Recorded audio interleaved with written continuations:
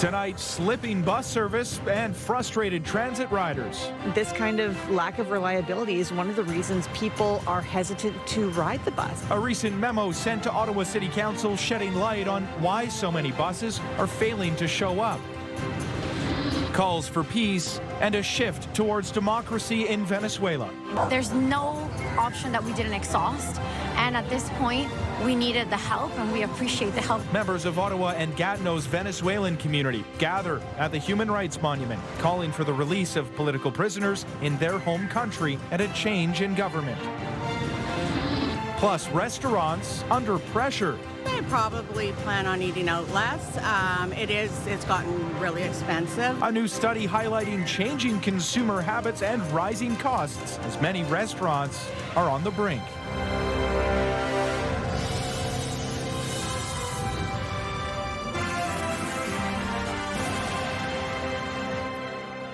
Good evening. We begin tonight with a memo sent to Ottawa City Council shedding light on why so many public transit buses are failing to show up and why riders are being asked to be patient. Dalhousie Transpo admitting service is not meeting standards as cancelled trips and long waits continue right across the city. CTV's Josh Morano joins us now with more on this. And Josh, this memo certainly doesn't sugarcoat the situation.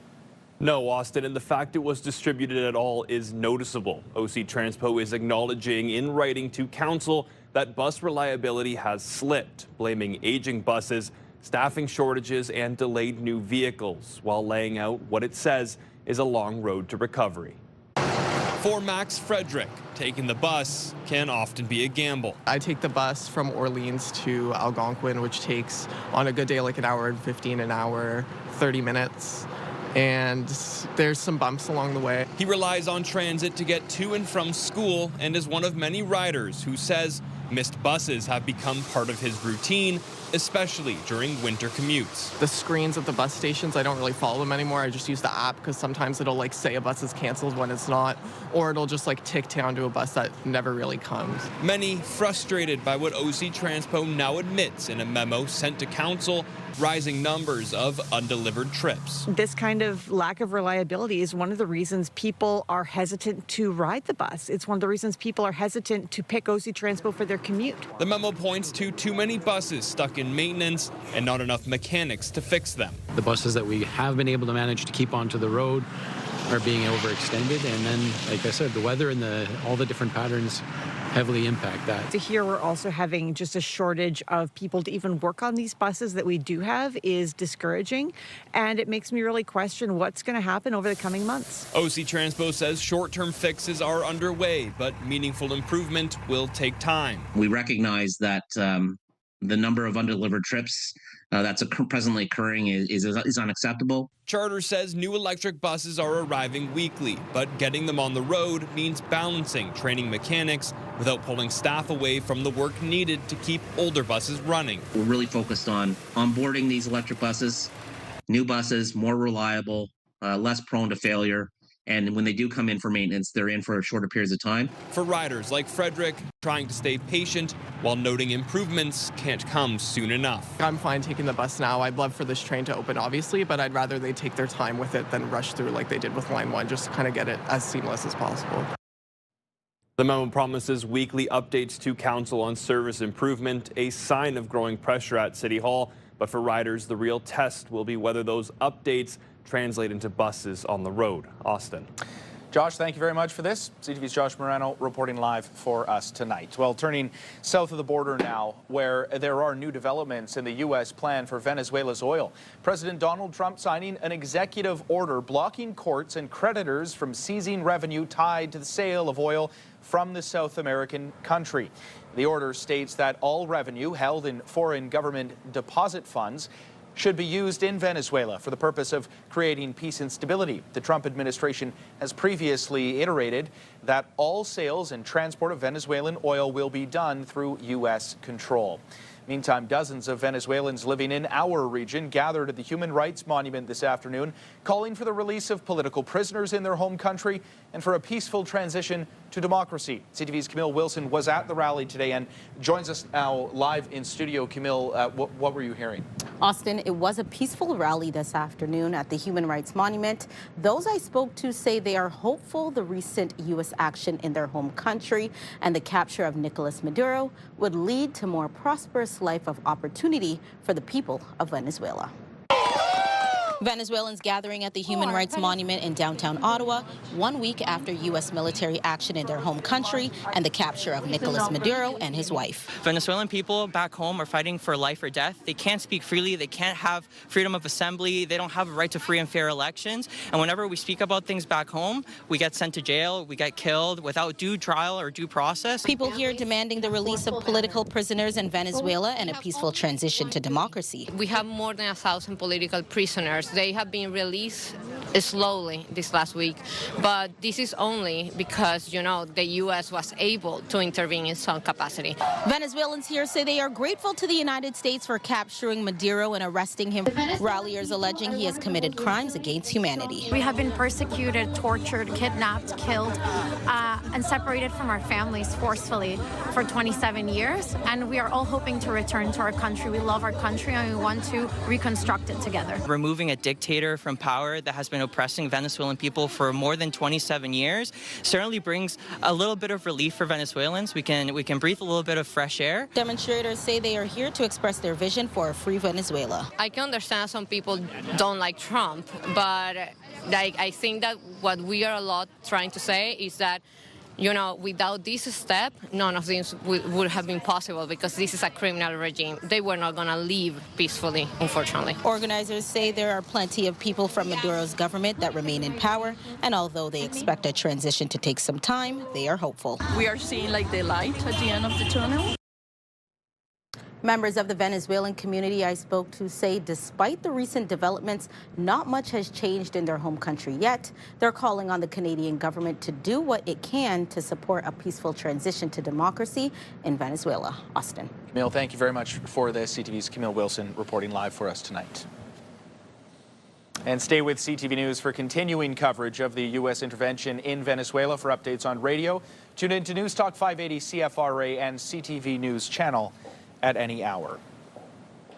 Taking our first look at the weather forecast, and another mild one here in Ottawa. Look at the Rideau grounds there behind me as we're currently sitting at just -1, and we are expecting some snow. Not sure why it says mainly sunny, because the snow is expected to fall. You can see that tonight's low, and quite a bit of it as well. So good news for anyone who likes cross-country skiing or getting out to the slopes. -1 is the low for much of the region, -2 in Gatineau, and the snow is going to be blanketing pretty much all of eastern Ontario and western Quebec, with the exception of Kemptville and some of those surrounding communities. Now, tomorrow's high, 1 degree, and so the snow may turn into some slushy conditions, but it is expected that we could get about 10 to 15 centimeters before it's all said and done, and that has prompted a winter weather parking ban here in Ottawa, something to keep in mind for drivers.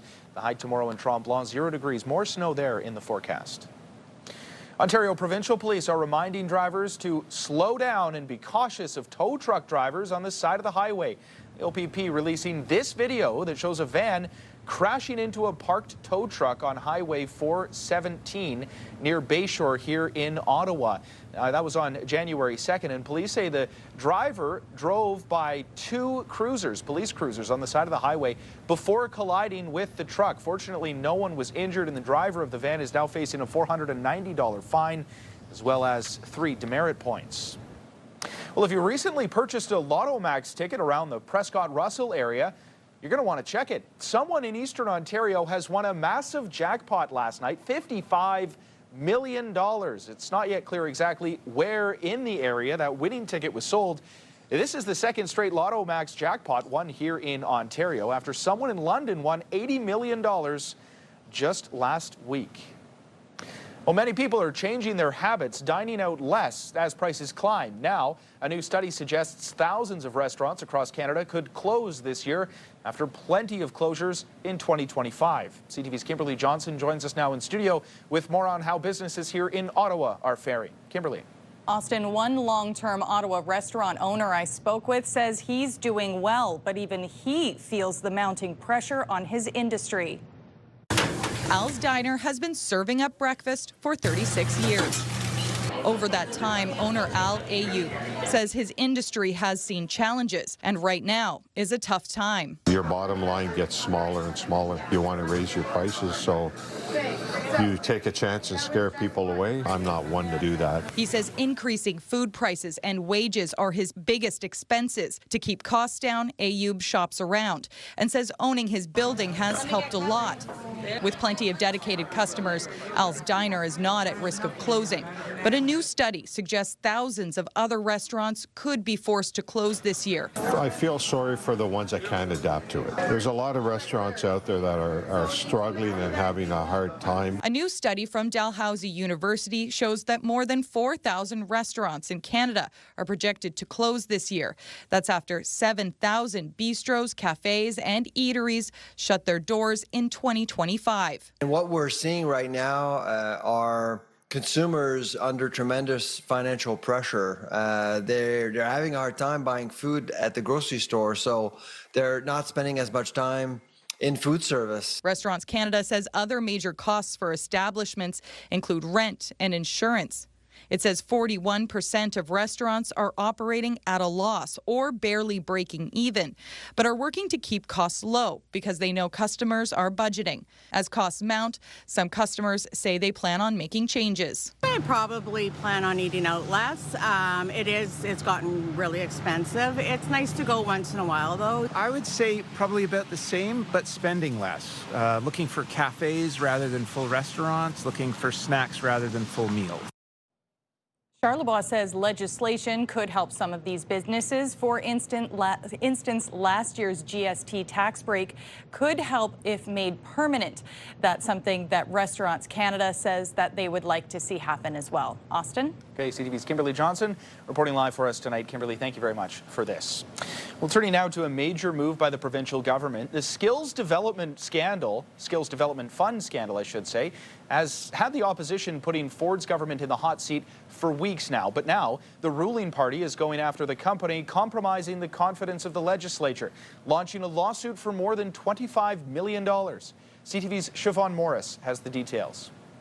The Ford government wants $27 million from Keel Digital Solutions. For 3 years, funding flowed from the Ministry of Colleges and Universities for an online program to offer mental health support to students.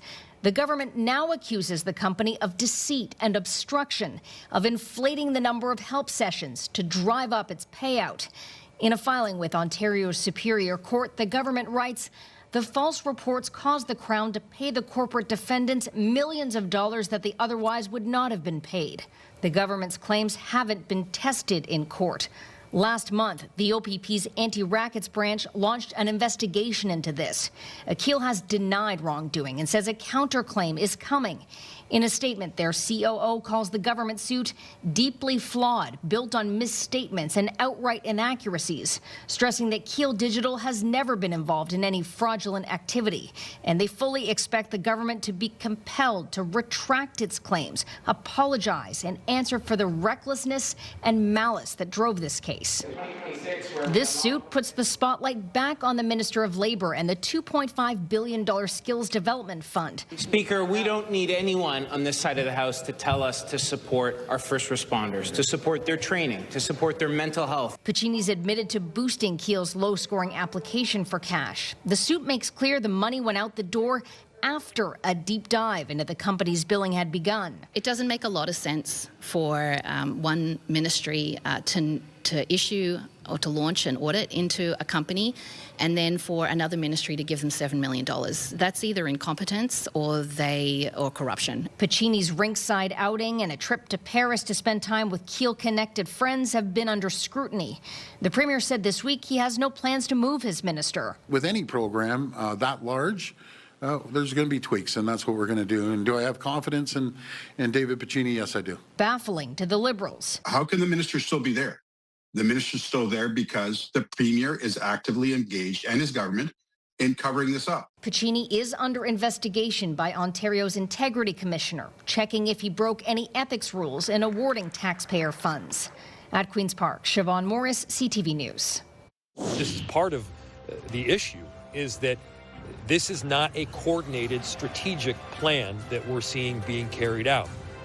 Still ahead, multiple protests in major U.S. cities continue today as anger grows over the fatal shooting of a woman in Minneapolis. Before we go to break, here's a live look through our Centennial Glass Skycam. It is -1.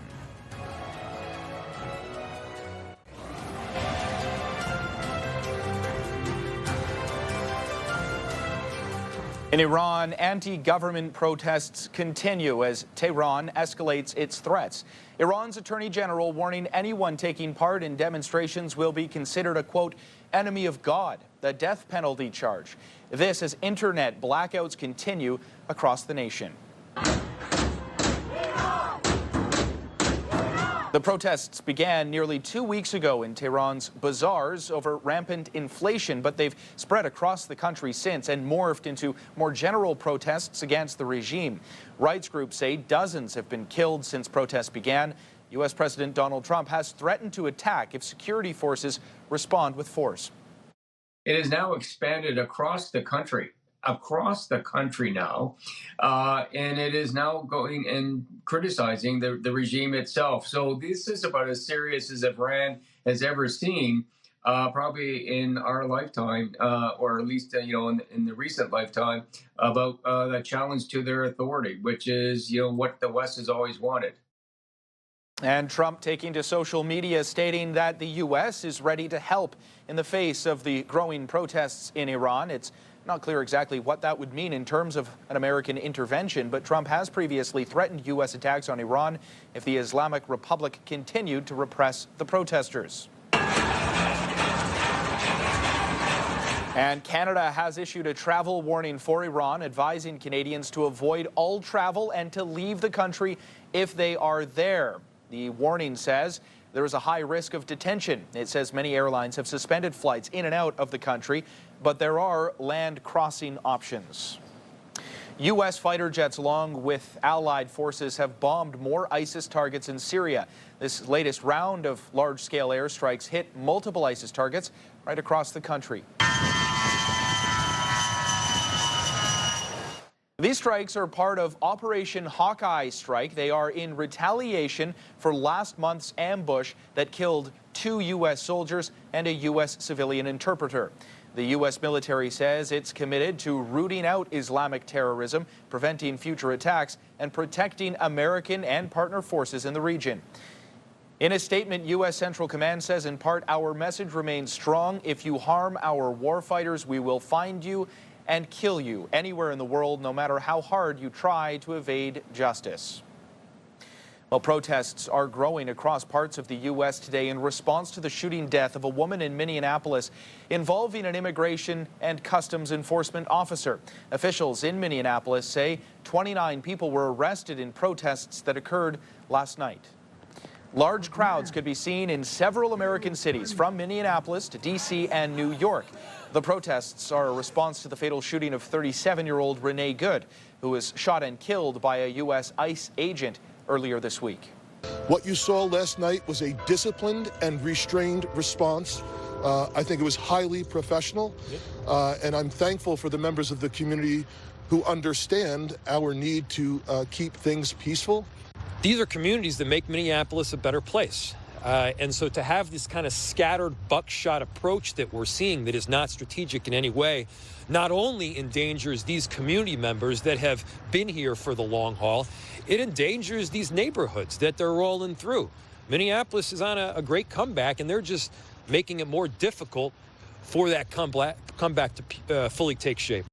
Local police responded to the protest last night in Minneapolis, adding that while there were some incidents, overall the protests were peaceful. Earlier today, several people gathered outside a federal government building in Minneapolis.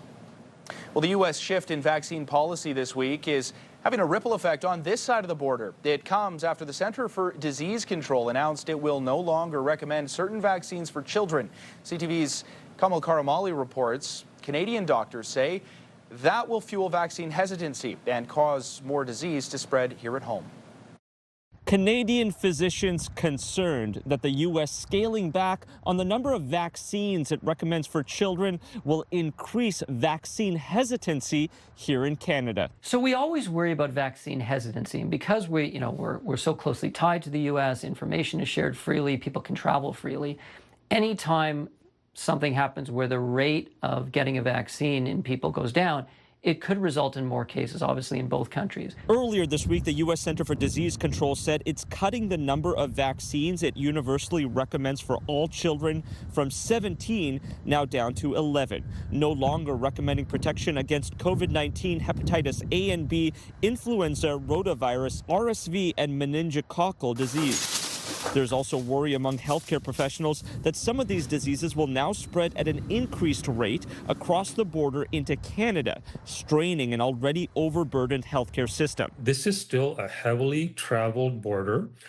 We still have people coming from the United States, and we still have Canadians going to the United States, going into areas where there's not as much immunization as there should be, and there's not enough herd immunization. So I wouldn't call it a possibility. I would say it is definitely going to happen. We're going to see uptakes of these diseases. Health Canada says even though U.S. policies don't affect Canada's decisions on vaccines, there is a need for more targeted interventions to increase childhood vaccine series completions in Canada. Kamal Karamali, CTV News, Toronto. Well, days after using the military to force a leadership change in Venezuela, Donald Trump is now talking tough on Mexico, musing about land strikes in that country against the cartel. He made those comments on Fox News, and it is raising concern. CTV's senior correspondent Judy Trinh takes a closer look at what it could mean for Canada. The U.S. claimed the capture of Nicolas Maduro was about stopping narco-terrorism. Now President Donald Trump is signaling he may send American troops onto Mexican soil. We've knocked out 97% of the drugs coming in by water, and we are going to start now hitting land with regard to the cartels. The cartels are running Mexico. Mexican President Claudia Sheinbaum says she has already turned down multiple U.S. offers to intervene. Trump may not be listening.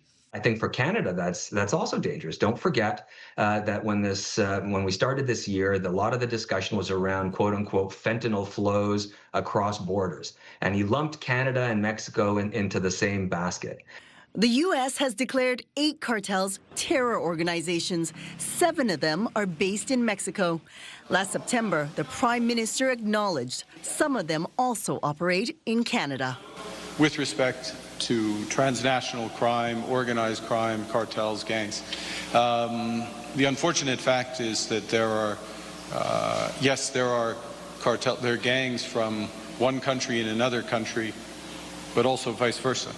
Mexico and Canada are stepping up efforts to disrupt drug networks, including raids to close in on Ryan Wedding, an alleged Canadian cocaine kingpin believed to be protected by the Sinaloa cartel. After raising alarms in Mexico with his Fox interview, Trump is digging in on taking Greenland by force. But if we don't do it the easy way, we're going to do it the hard way. As part of its national security strategy to dominate the Western Hemisphere, the Trump administration issued this crude warning on social media: F around and find out. A policy that leaves Canada vulnerable. If you are weak and you are doing stuff Trump doesn't like, and you can be an ally or you can be an adversary, right? You can be Canada or you can be Venezuela, but you get FAFO'd. In a recent interview with the New York Times, Trump said his power is not constrained by international law or Congress, but by his own morality. He says that's the only thing that can stop him. Judy Trinh, CTV News, Ottawa. A specialized team of Canadian Armed Forces members is heading to Manitoba to deal with frozen pipes and sewage backups as residents of the Pimicikamak Cree Nation cope with a nearly week-long power outage. Federal Emergency Management Minister Eleanor Olszewski says the CAF members will assist with water and sewage treatment, power generation, and project management to help approximately 4,000 evacuated residents safely return home and get essential services up and running again. The deployment comes after requests from the First Nation and the provincial government. Electricity in the Pimicikamak Cree Nation was cut off on December 28th, and it was briefly restored days later, but extreme cold weather caused pipes to rupture in people's homes. Well, one star player named to the Canadian women's hockey team roster is Natalie Spooner, and she says she's excited to be among the veterans on the ice in Italy, but she's also drawing attention to the financial toll it can take on some athletes. CTV's John Venevelli-Rao with more on the cost for that quest for gold. Hey, how's it going? We caught up with Natalie Spooner at the rink ahead of a practice as she reflected on just being named once again to the women's Olympic hockey team. I mean, it's a dream come true. I'm so excited, overcome with emotion, but really just looking forward to getting there with our team. Spooner's been with Team Canada to the Olympics 3 times before, twice striking gold, and now plays pro hockey with the Toronto Scepters. In part today, drawing attention to athlete funding. These scratch and win tickets in Ontario celebrate a program called Quest for Gold that sees lottery money help to fund the province's athletes, many of whom have struggled financially. For me, Quest for Gold has helped me a lot throughout my career, whether it's training costs, gym costs, physio costs, accommodation. With the Olympics in Italy weeks away, it is drawing attention to the money challenges Canadian athletes face, with some having a tough time paying rising team fees that can be in the tens of thousands of dollars, on top of covering travel and equipment, food and rent. Certainly many go into debt to fund their Olympic careers. And I worry that their Olympic careers are shortened because of the financial burden that puts upon them. Some point to countries like Italy and France, which spend more than 10 times as much per person on sport. Ottawa hasn't increased core funding for national sports organizations in 20 years, and there was no new money for them in the last federal budget. Athletes say instead of focusing on training, many have to work. We've got athletes that work in part-time retail at the mall. Most of the ones I know are in some sort of debt. It's just part of chasing that dream here. According to one nonprofit funding group, 3 out of 5 athletes who've applied for money are in debt. Just over half work. There is carding money from the government. Could it be increased to meet inflation? For sure. And with all the recent talk about spending more on nation building, many athletes believe sport should be a part of that. John Benavelli-Rao, CTV News, Toronto. It performs equal or a bit better than what's already on the market in terms of biodegradability. Still ahead, a new substance developed in an Ontario university promising to shift some hygiene products towards a greener future. There's a live look at some of the highways here in the city, and not really seeing any congestion on those roadways. No snow covering the road just yet. We are expecting, however, some snowfall over the coming hours, according to Environment Canada, expecting about 10 to 15 centimeters of snow tonight in Ottawa, and that means that the city of Ottawa is issuing a winter weather parking ban tomorrow. Heavy snowfall again in the forecast, so that ban will be in effect from 10 a.m. until 7 p.m. to help with snow clearing operations. But pretty nice out there today, pretty mild winter weather. You're looking at some of the cross-country ski tracks that obviously weren't getting a whole lot of use today.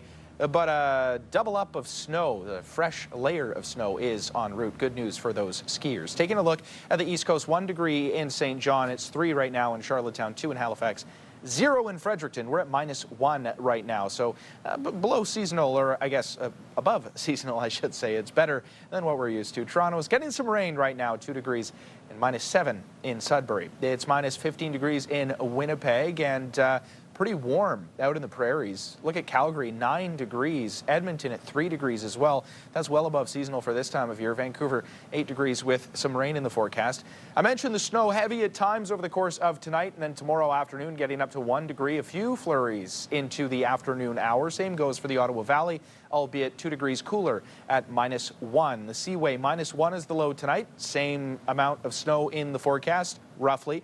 1 degree by tomorrow afternoon, and those flurries there as well. So you can see here tomorrow getting that snow tapering off a little bit by the time we get to Thursday, but a mix of rain and snow until then. 60% chance on Monday, 40% on Tuesday and Wednesday, and then back to those very cold conditions Thursday. A high of just -11. Friday, -12 degrees. So for those waiting for the canal to reopen, it looks like Thursday, Friday, well, at least by next weekend, there's a good chance the NCC will be able to open it once more.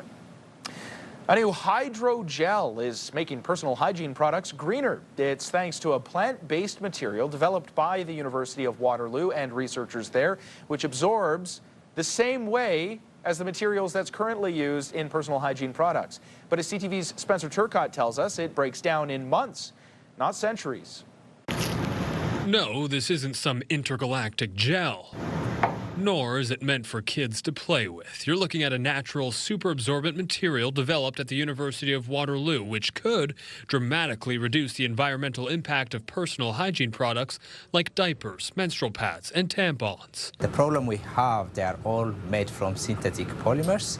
After you use them, you cannot recycle them, so it has to go to the landfill, which will take more than 450 years to degrade. So that's why they've created this, to replace non-degradable components currently used in those products. Through the process of degradation, they usually release micro and nanoplastics, which will leach into the water we drink, the air we breathe in. And the new super absorbent hydrogel seems to be effective. They degrade very quickly. Our study shows that within 7 weeks, we lose about 72% of their weight. It performs equal or a bit better than what's already on the market.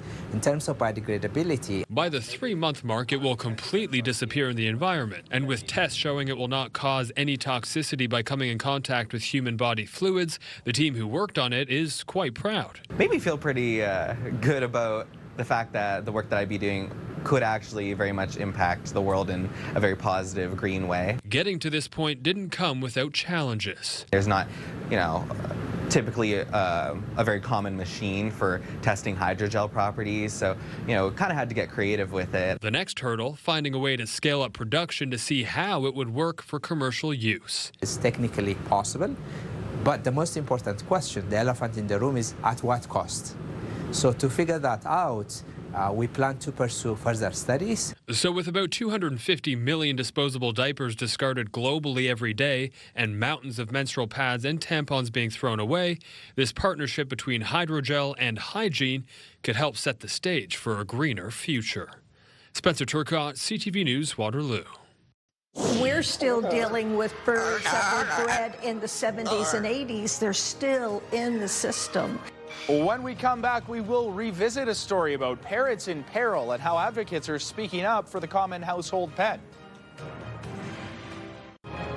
iHeartRadio Weekenders is powered by Barhaven Ford, Ottawa's newest and largest Ford store, and Eastern Ontario's Ford EV leader. It's time now to check in with our iHeartRadio Weekender, Tanea Taylor. Tanea. Kicking it off with the 2026 Canadian National Skating Championships happening this weekend at Slush Puppy Centre in Gatineau, featuring close to 200 skaters in the men, women, pairs, ice dance, and synchronized skating disciplines. They're competing at senior and junior levels, and they're vying for spots on the national team in 2026. So that is super exciting. Make sure you check it out.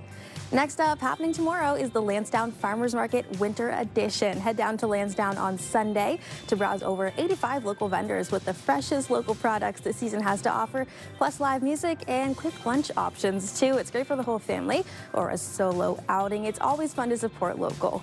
Lots more happening as the new year gets underway in the capital. For the full list and all the details, check ctvottawa.ca/weekenders.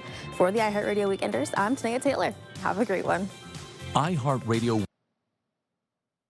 Well, in case you missed it this week, animal rescues warn a parrot crisis is growing in Canada as resources shrink.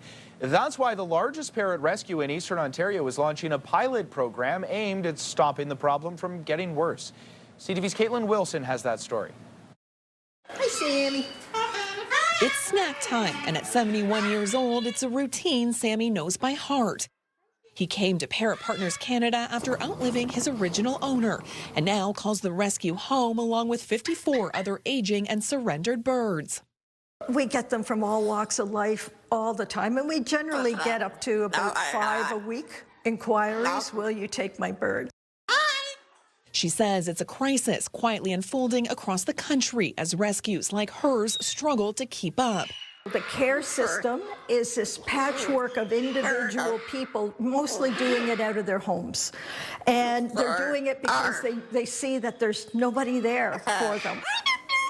The issue? Parrots can live a long time, some up to 80 years. But as caregivers age out, rescues are shrinking, compounded by a shortage of avian veterinarians. And unlike cats and dogs, there's no safety net when owners can no longer care for them, even as parrots continue to be bred and sold in pet stores, some for thousands of dollars. We're still dealing with birds that were bred in the 70s and 80s. They're still in the system, and we're still pumping out new birds. This is April, a 30-year-old African gray who could live another 30 years. That's why the organization is testing a 3-year pilot project, the first of its kind, to see whether having a plan, a guaranteed place to go, and early support can stop the parrot crisis from worsening. Rather than using the traditional rescue model, we're looking at it from an insurance or a pension point of view. Under the pilot, adopters would pay a $20 monthly fee, helping cover ongoing support, education, and boarding. With the guarantee, the parrot can return if it can no longer be cared for. The goal? To keep parrots in one stable place for as long as possible.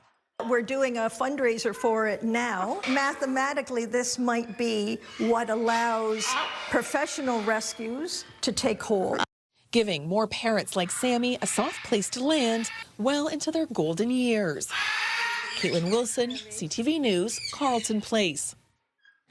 Here in Canada, hospitals are increasingly having to worry with, or rather deal with, security issues, and they worry about the safety of staff. From metal detectors to panic buttons, security is becoming very expensive. And the hospitals say much of it comes from increasing problems with mental health. CTV's Olivia O'Malley reports. Before entering the Notre Dame Hospital emergency room, patients must go through a metal detector. The device was put in place about 3 weeks ago. On peut venir se faire soigner en toute sécurité, surtout avec les mesures mises en place. The Regional Health Authority says this allows people to feel safe at the hospital.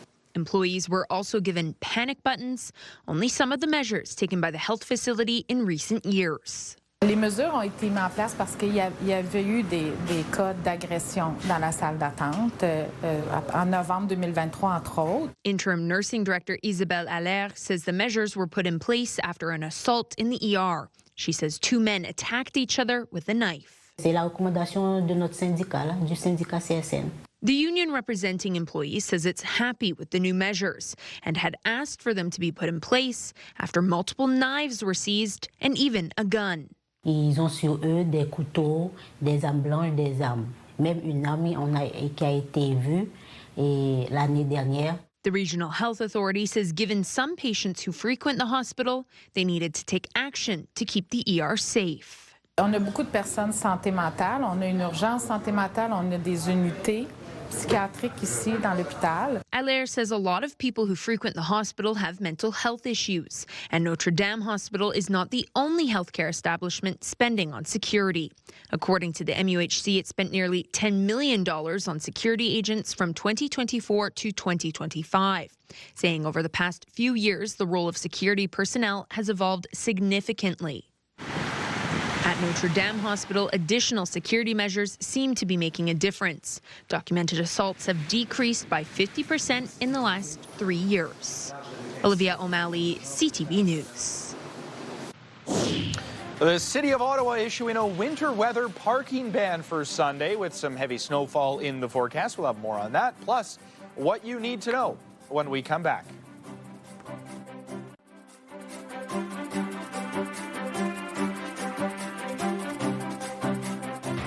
Welcome back. It is time now to share some details on some of the stories that you need to know right now. And to help us do this, we bring in CTV's Kimberly Fowler. Good to be back on the desk with you, Austin. Absolutely. All right, so the Ottawa Senators are looking to turn the page on a rather rough couple of days. Sanderson to poke it away. Here's Pinto. Takes a shot, scores! Shane Pinto. Well, that was one of the bright spots for Thursday's 8-2 thumping from the Avalanche. Shane Pinto scoring that goal there. But tonight, the Sens square off against the Florida Panthers, two of Austin's favorite teams at the CTC. Now, both teams are 4-5-1 in their last 10 games, and Ottawa's looking to snap a 3-game losing streak. Comes Shohina. She fires it on net. Well, the Ottawa Charge, they pulled off their 5th consecutive win last night, and it was at a home game, with Charge fans flooding into the arena at TD Place. Ottawa beating the Vancouver Golden Eyes. Brianne Jenner with an empty netter, which would go on to be the game-winning goal. 4-2, your final score. Ottawa plays again tomorrow afternoon in Halifax, where they'll take on the Boston Fleet in another PWHL takeover game. And the City of Ottawa will be issuing a winter weather parking ban tomorrow with heavy snowfall in the forecast. The ban will be in effect from 10 a.m. to 7 p.m. to help with snow clearing operations. Now, the city is gearing up for about 10 to 15 centimeters starting tonight, heading into Sunday. Environment Canada has issued a special weather statement saying that snowfall could be heavy at times, which could make travel hazardous. Winner, Gagnon. And a reminder, someone in Eastern Ontario is a multi-millionaire. The OLG says a winning ticket for Friday's $55 million Lotto Max jackpot was sold in Prescott Russell. And it's the first jackpot win of 2026. And again, that comes after an $80 million win on December 30th. Did you get a ticket? I didn't get a ticket. I don't really play the lottery, but I feel like if I won $55 million, I would just spend like $40 million of it trying to win again. Just get double your more luck. tickets. Yeah, exactly. Well, a bunch of us went out right before New Year's to get a ticket. The group of us went to get, we didn't win. I got a ticket back home when I was visiting for the holiday, so maybe I won something. I didn't win $55 million. Well, I was going to say, you probably wouldn't be here if you won. Listen, there'd be signs if I won. My fuel for the day was the hot dogs, and I ran through breakfast, lunch, and dinner, so I needed them. That's some good fuel. After the break, we'll share the story of a Calgary man gaining attention for completing a run between the city's, Calgary's, 4 Costco stores while eating a hot dog at each stop. Before we go to break, there's a live look through our Centennial Glass Skycam. It is -1. Hairstyles, courtesy of Salon Fiorella. Here's a recap of the top local stories we're following right now. Slipping bus service and frustrated transit riders. A new memo sent to Ottawa City Council shedding light on why so many buses are failing to show up. Venezuelans have been fighting for 27 years for freedom. We have tried everything. Member of Ottawa's Venezuelan community. They rally at the Human Rights Monument calling for the release of political prisoners in their home country and a change in government. Your bottom line gets smaller and smaller. And a new study suggests thousands of restaurants across Canada are facing increasing pressures as consumer habits shift. One last look at the weather forecast. 0 degrees when you wake up, and we do expect there to be a notable amount of snow. 10 to 15 centimeters is the expectation from Environment Canada. The cool down will really pick up on Thursday into Friday. -11, -12 as the high for both of those days. So hoping that the Rideau Canal Skateway will be able to once again open up next weekend. Well, finally for us tonight, an extra charitable Calgarian is going viral for his exercise and his eating habits. Yeah, Sean Walker completed what he dubbed the Costco Ultra Marathon, running to each of Calgary's 4 Costco locations and downing a hot dog at each stop. CTV's Tim Brooke has this story. This is Sean Walker, and this is his Instagram page. One video in particular might catch your attention. Can I run the Costco Ultra Marathon? Yes, the Costco Ultra Marathon. It's a grueling run between the city's 4 mega stores with stops along the way for some extremely healthy nutrition. My fuel for the day was the hot dogs, and I ran through breakfast, lunch, and dinner, so I needed them. Walker only slowed to scarf down Costco's internet-famous dogs. What can go wrong with $1.50, you know? Starting in the Southwest, Walker stopped at stores in Deerfoot Meadows, Sunridge, and eventually Beacon Hill. He says it was actually the food that kept his feet moving. Whenever I got to eat a hot dog, it means I got to take a break and relax for a bit. In total, he covered almost 52 kilometers in just over 7.5 hours, which has to be some sort of record. On Instagram and TikTok, the stunt has racked up a combined 310,000 views as of Friday. But as fun as going viral is, Walker insists the real intention behind the run was to grab attention for the Calgary Food Bank. Just encouraging people that can to donate. And when you come to Costco, just grab a couple extra things and drop it off. The charity appreciates the creativity, especially now, as it helps more than 900 families every single day. The first thing I thought was, now I want a hot dog. I just love when folks find ways to use their talents and their hobbies and their passions to combine that with giving back to community, and that's just clearly what he did here. Tim Brooke, CTV News, Calgary. Love that story. And I don't know, like we were talking about Joey Chestnut before. Yeah.